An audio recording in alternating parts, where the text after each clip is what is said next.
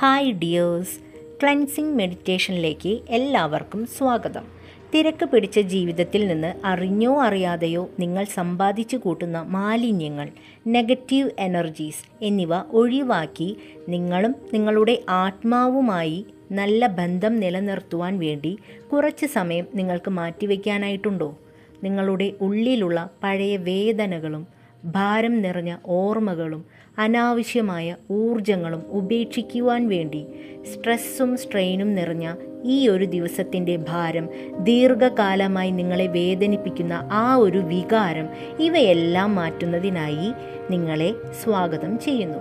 ഈ cleansing meditation ദിവസവും ചെയ്യുന്നത് വഴി നിങ്ങൾക്ക് നെഗറ്റീവ് എനർജിയിൽ നിന്ന് മോചനമാണ് ലഭിക്കുക.